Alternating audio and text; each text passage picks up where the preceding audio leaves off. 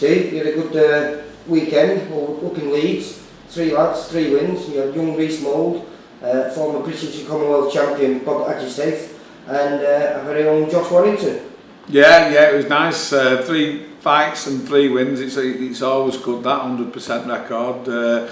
Little Reece Mould comes storming out like he has been doing for all his fights, over ego, trying to knock him out. Obviously, he's very strong. He trains really hard, and he finally stopped the kid at the end of the third. The referee stopped it just after the bell went, saved the kid any further punishment. You know, he really put it on him. But you know, he can box as well, Reece, and he's not really shown that because he's still a young kid with the high terrestrial levels and wants to kill everybody. Yeah. Was that fight number 5 for him then? Yeah, so he's had 5 now and obviously won 5, but the next time we're going to step him up to 6, and hopefully, because he'll be a better fighter and longer rounds, we'll see a little bit more of the boxing ability, Reece. So I'm looking forward to stepping him up, and hopefully everyone can see then that we've got a potential champion.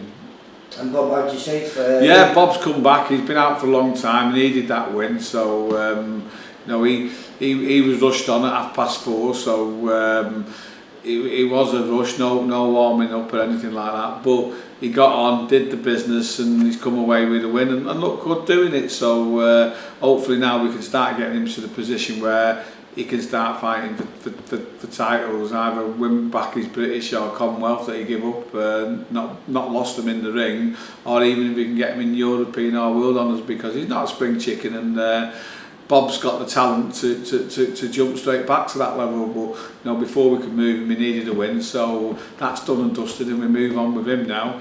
And obviously Josh Warrington was in a great fight with Kiko Martinez, ex-world champion, fought everybody, always give the others an hard fight, and it was no different with Josh. Unfortunately, Josh's hand went at the end of the third, so the way he was dictating it with a jab for the first 3 rounds. Yeah, it was his left hand, wasn't it? Yeah, changed the fight a little bit. He couldn't use it as much as he wanted to, so it gave Kiko a little bit of momentum, which he didn't have in those first 3. So you know, it was a clear win for Josh, and he moves on hopefully to a world title fight next. Did one of the judges have it as a draw? One of the judges had 114, which 114, which was out of sync to the others who had 116, 112. No, I can live with them. I thought Josh maybe won it by even more wider, but because he got such a good start, I'm presuming those close rounds, which maybe could have been a draw of the round, they thought, oh, we'll give Kiko around because he's miles behind. So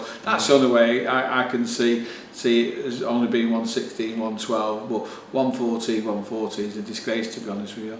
Definitely. And then this Friday we've got a cracking show in Bolton. We have, and you know, just leading on from Kiko Martinez, the opponent we've got for top of the bill, Zelfa Barra, Eusebio Assajasso, if we say it like that, has had a draw with Kiko. So about 4 fights ago, you know. Yeah, so he's a good test for Zelfa, and the kid's a southpaw as well, which gives us a chance to work and get ready for Ronnie Clark, which will be Zelfa's next fight in eliminator for the British title. So Zelfa's had the shackles took off him now. He's got an hard fight on Friday, and then the one with Ronnie Clark. Is he 16 and 0 now? Yeah, I think he might be 15 and 0, but he's there, and you know, he knows himself, and so does his uncle Pat, that it's time to move on, and they're both happy with the fight. They want the challenge for him, and Friday night, top of the bill on Box Nation, he's got one. Was the guy who was supposed to fight Joe Murray, wasn't it? Yeah. Last fight out. That's right. Yeah. So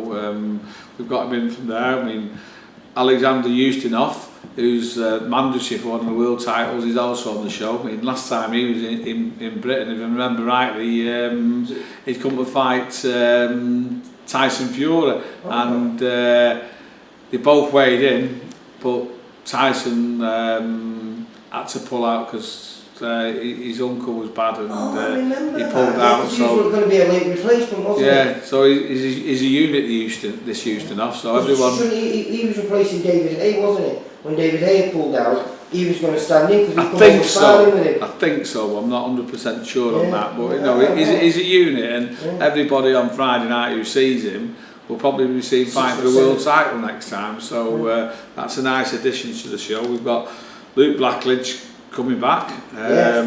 Olaf Fedotov. Yeah, hopefully this is just like one fight and then he'll be back in titles. Opponent, you know, 20 wins on his record, 16 of those wins like Yeah. Well, it's a TV show, so you know we've got to up the standards of opponents. And Dale Coyne's fighting Adam Jones. No one wants to fight that Adam Jones. He's a right handful. You know, you could be misled by his record because he'll fight anyone, and he gives them a fight. He's one tough man. Yeah. Yeah, I mean, I think there's only 2 fights and we've got to draw with that Andrew Robinson.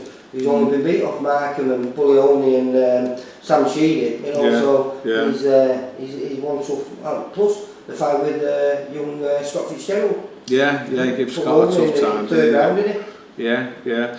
Then we've got Adam Mackay coming back. He's fighting Tom Dallas. Yeah.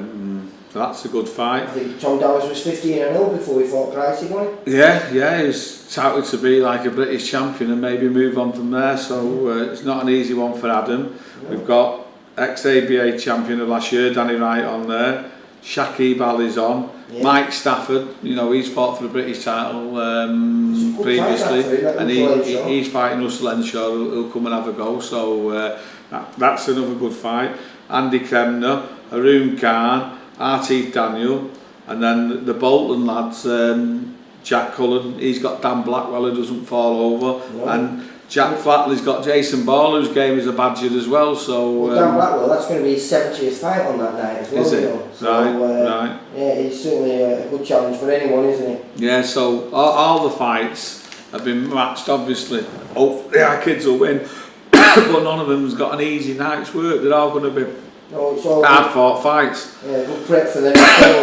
Yeah. Most of them are ready for near enough now. Well, because looking at the records, most of them are, you know, 6-0, 7-0, 8-0 and better than that. Yeah, we like to get them up to 10 before they start fighting for titles and challenging things, but these are good kids, and you know we've kind of pushed them to Box Nation to show the quality, so hopefully the quality will come through on Friday night, and then we can start looking at them stepping them up even more. So that's the idea. I mean, the title of the show's Time to Shine, and it is. They've got a chance to come on live TV, show what they're about, and hopefully get TV for what was interesting. As well, isn't it? It's Box Nation, but Box Nation's available on BT now as well, so anyone who's got BT can watch the show, and hopefully all the boxing fans will tune in and watch it on Friday, and then get ready for the big one on Saturday on BT, which is Liam Walsh challenging that Durant Davis for the World Super Featherweight title, which again is something I'm really interested into, that one. So our Friday night show will be a good warm up for people for the Saturday. Alright, thanks Steve. Cheers. Thank you. Bye.